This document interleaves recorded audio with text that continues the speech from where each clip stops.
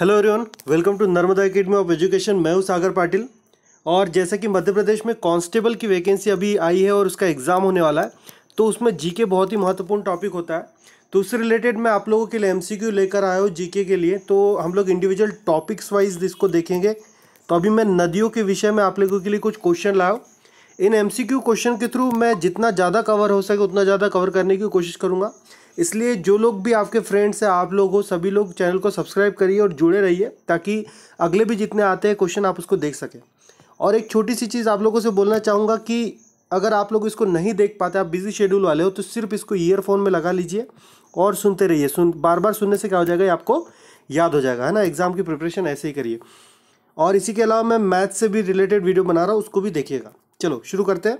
पहला क्वेश्चन क्या है, ऐसी कौन सी नदी है जो गुना जिले को दो बराबर भागों में काटती है ना। मध्य प्रदेश की ऐसी कौन सी नदी है जो गुना, जो जिला है मध्य प्रदेश के ऊपरी क्षेत्र में, उत्तर मध्य प्रदेश में, उस जिले को दो बराबर भागों में काटती है।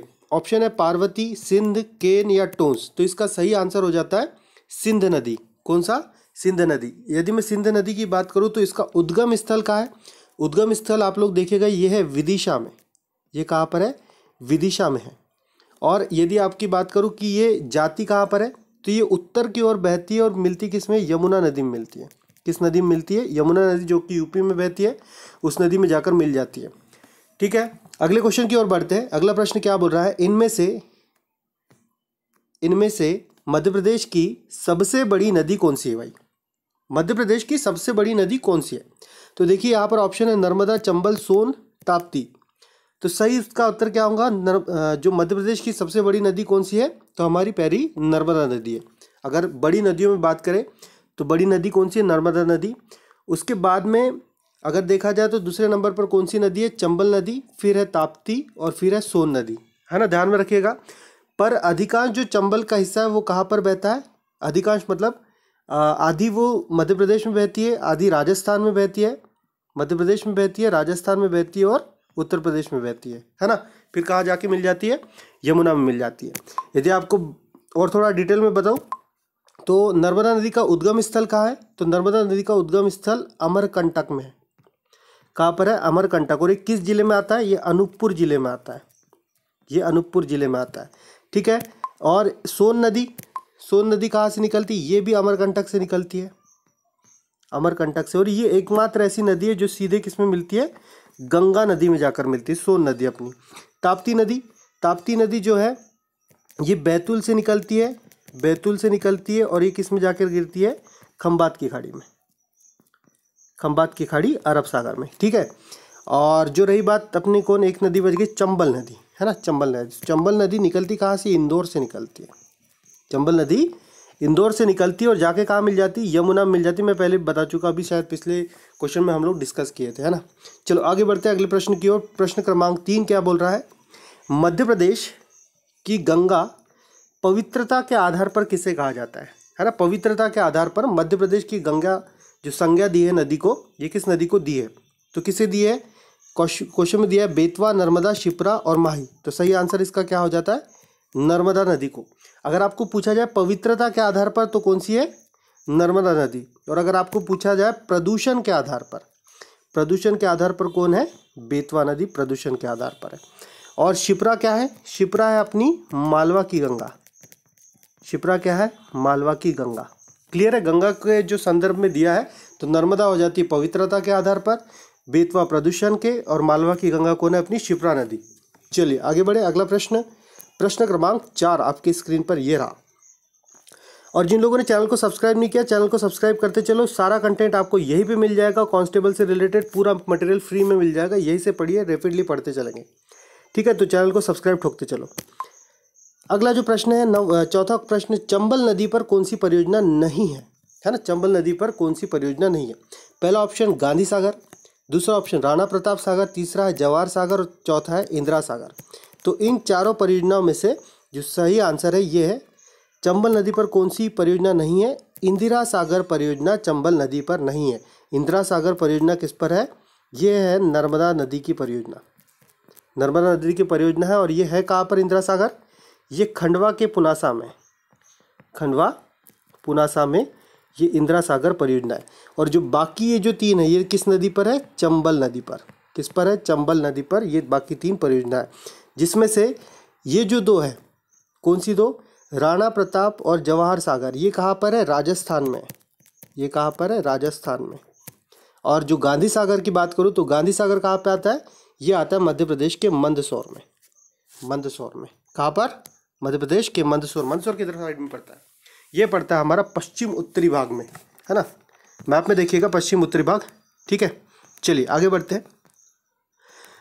अगला प्रश्न है, मध्य प्रदेश का सबसे बड़ा अपवाह तंत्र कौन सा है?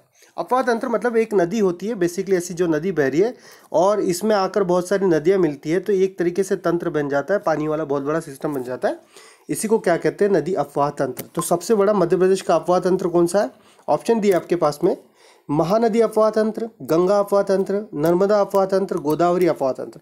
गोदावरी तो महाराष्ट्र की नदी हो गई, महानदी इधर छत्तीसगढ़ उड़ीसा साइड में बहती है, गंगा नदी यूपी में है, नर्मदा मध्य प्रदेश में।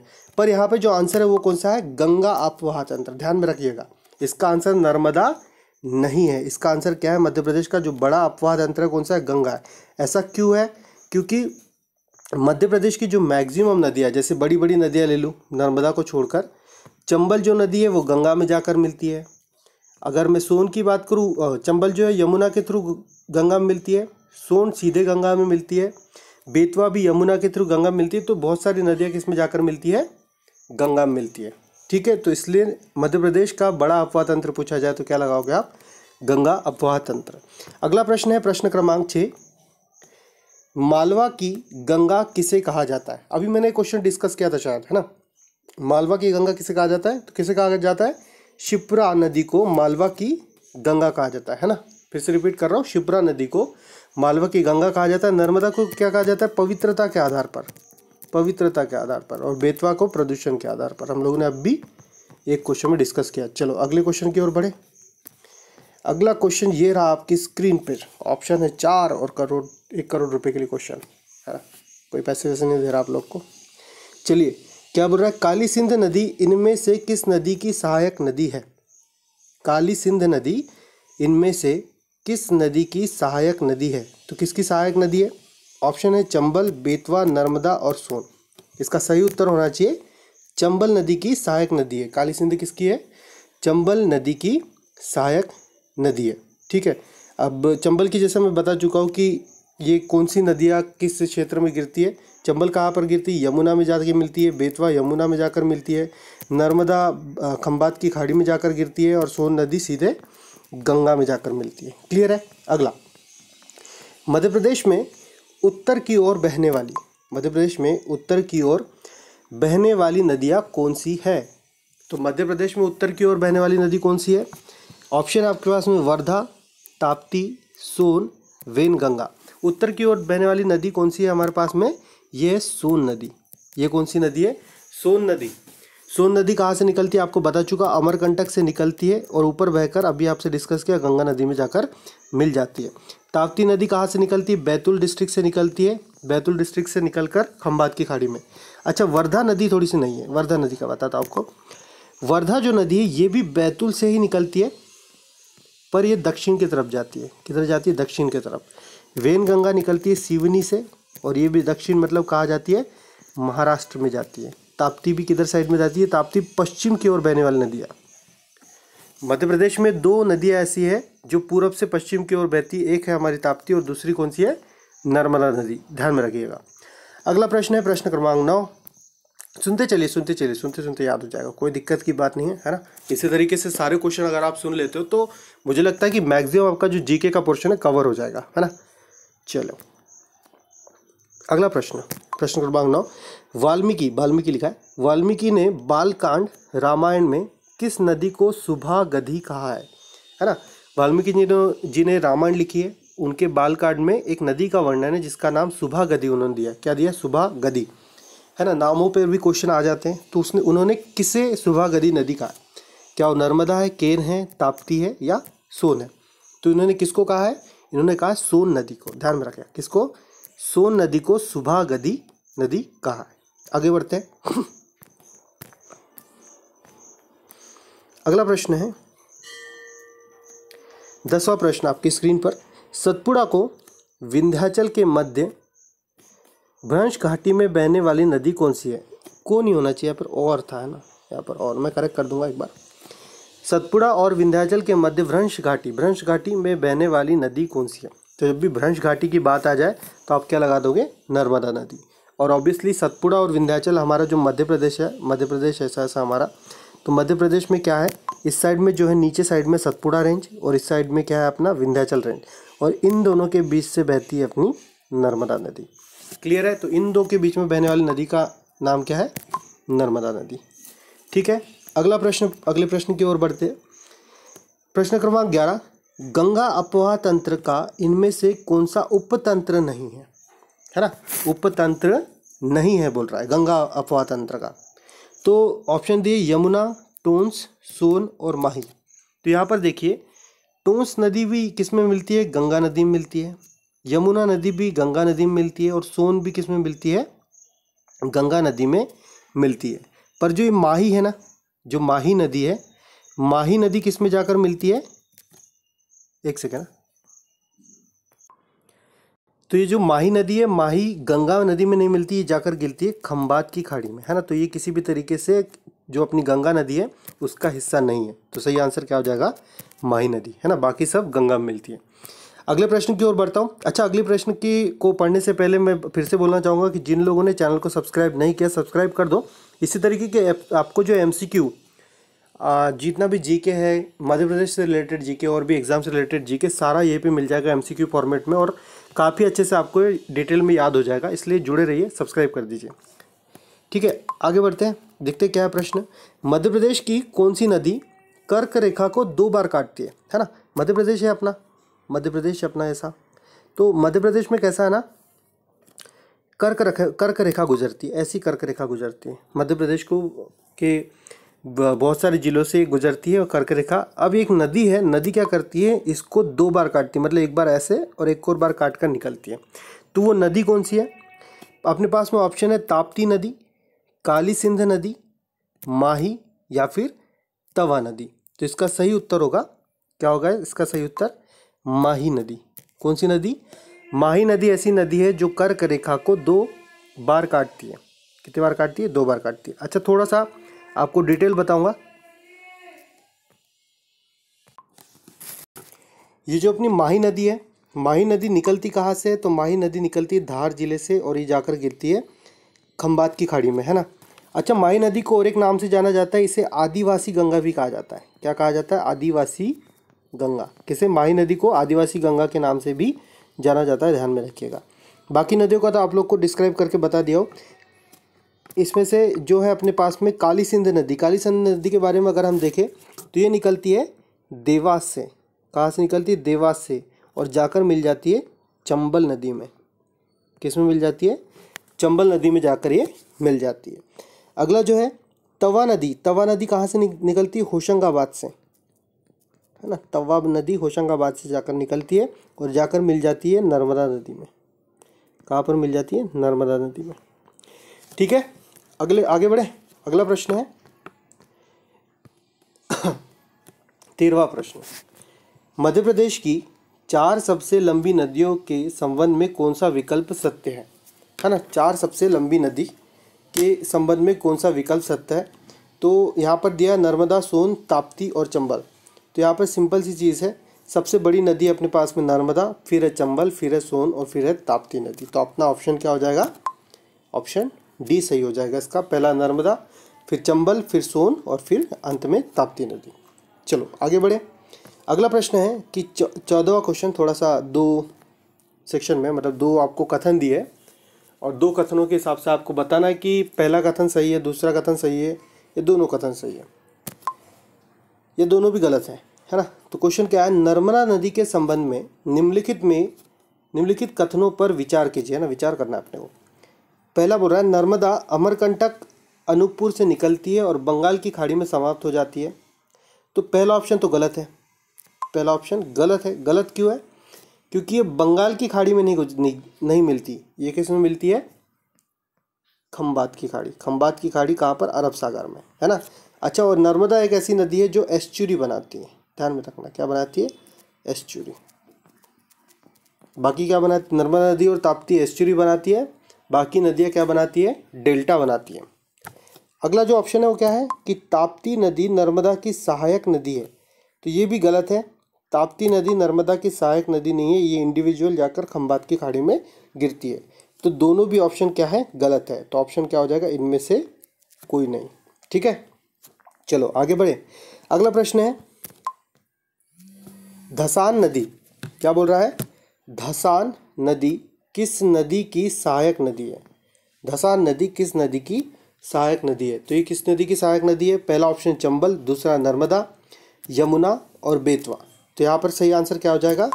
बेतवा नदी। जो धसान नदी है, धसान नदी किसकी सहायक नदी है? बेतवा की सहायक नदी है। धसान नदी कहाँ से निकलती है? रायसेन डिस्ट्रिक्ट से ही निकलती है। और जहाँ तक बेतवा की बात है, बेतवा भी कहाँ से निकलती है? रायसेन डिस्ट्रिक्ट से ही निकलती है, और इसी डिस्ट्रिक्ट में धसान बेतवा में जाकर मिल जाती है। नर्मदा यमुना के बारे में आप लोग को डिटेल में बता चुका हूँ, आप लोग ऊपर के क्वेश्चन में देखना। आगे बढ़ते हैं। अगला प्रश्न है, शिप्रा नदी के पूर्वी तट पर कौन सा महत्वपूर्ण शहर स्थित है ना? शिप्रा नदी के पूर्वी तट पर कौन सा महत्वपूर्ण शहर स्थित है? तो ऑप्शन आपके पास में ग्वालियर, जबलपुर, उज्जैन या भिंड। तो इसका सही उत्तर है उज्जैन। हमारा उज्जैन जो है किस नदी के तट पर है? शिप्रा नदी के किनारे पर है। और हर 12 साल में यहाँ पर क्या आयोजित होता है? महाकुंभ, है ना, कुंभ का मेला आयोजित होता है। और क्या विशेषता है उज्जैन में? उज्जैन में क्या है? महाकालेश्वर मंदिर, जो 12 ज्योतिर्लिंग है भारत के, उसमें से एक महाकालेश्वर जी का मंदिर हमारे उज्जैन में। ठीक है, अगर बाकी ऑप्शन की बात करें तो ग्वालियर किस नदी के किनारे? तो यह है चंबल नदी के किनारे। जो जबलपुर किस नदी के किनारे? तो जबलपुर है हमारा नर्मदा नदी के किनारे। क्लियर है? ये ऑप्शन मैंने डिस्क्राइब करके बता दिया। आगे बढ़ते हैं अगले प्रश्न की ओर, है ना। जिन लोगों ने सब्सक्राइब नहीं किया, सब्सक्राइब करते चलो, सब्सक्राइब बटन दबाते चलो, कुछ नहीं हो रहा, किसी का कुछ नहीं बिगड़ेगा बटन दबाने से। प्रश्न है, नर्मदा समग्र पुस्तक के लेखक कौन है ना? पुस्तक लिखी नर्मदा समग्र नाम की, ये किसके द्वारा लिखी गई है? अनिल माधव दवे, अमृतलाल बेगड़, पंकज श्रीवास्तव और श्री के एस तिवारी। तो किसके द्वारा लिखी गई है? अमृतलाल बेगड़ के द्वारा। ध्यान में रखिए नाम, अमृतलाल बेगड़ जी के द्वारा नर्मदा समग्र पुस्तक लिखी गई है। अगला प्रश्न है 18वां प्रश्न, चंबल नदी पर कौन सा जलप्रपात है ना? जलप्रपात की बात की गई है, तो चंबल नदी पर कौन सा जलप्रपात है? यहाँ पे 4 जलप्रपात दिए, मंदार, सहस्त्रधारा, कपिल धारा और पाताल पानी। तो चंबल नदी पर स्थित जलप्रपात कौन सा है? पाताल पानी जलप्रपात। कौन सा है? पाताल पानी। और ये किस जिले में आता है? ये आता है इंदौर जिले में। कहाँ पर आता है? इंदौर जिले में ये जो है जलप्रपात आता है। बाकी जो 3 जलप्रपात ये किस नदी पर आते हैं? ये हमारी प्यारी नर्मदा नदी पर आते हैं। किस पर आते हैं? नर्मदा नदी पर। जो जिसमें से जो मंदार है, मंदार आता है खरगोन जिले में। कहाँ पर आता है? खरगोन जिले में। निमाड़ क्षेत्र में है, निमाड़ क्षेत्र ध्यान में रखिएगा, है ना। जो पश्चिमी निमाड़ है वो खरगोन है, जो पूर्वी निमाड़ है वो खंडवा है। सहस्त्रधारा कहाँ पर आता है? ये भी खरगोन में आता है। और जो कपिल धारा है, कपिल धारा या जहाँ से नर्मदा निकलती है, अमरकंटक। कहाँ से? अमरकंटक, है ना, अमरकंटक की कपिल धारा है। तो ये कुछ महत्वपूर्ण जलप्रपात है, इसको देख लीजिएगा। अगला प्रश्न है प्रश्न क्रमांक 19, है ना। ठीक, प्रश्न है, बाणभट्ट की कादंबरी और कालिदास के मेघदूतम में किस नदी का उल्लेख मिलता है? तो ये जो बाणभट्ट है और कालिदास है, तो ये काफ़ी अच्छे साहित्यकार हुए हैं, जिन्होंने, बाणभट्ट ने क्या लिखी? कादंबरी भी लिखी है, और बाणभट्ट ने हर्षचरित भी लिखी है। हर्षवर्धन जो आपने हिस्ट्री में पढ़े होंगे, उनके समकालीन थे। कालिदास जी जिन्होंने मेघदूतम लिखा है, और मालविका अग्निमित्रम टाइप की बहुत बड़ी बड़ी। और हमारे मध्य प्रदेश के कालिदास जी को किस नाम से जाना जाता है? शेक्सपियर के नाम से जाना जाता है। शेक्सपियर के नाम से जाना जाता है ना।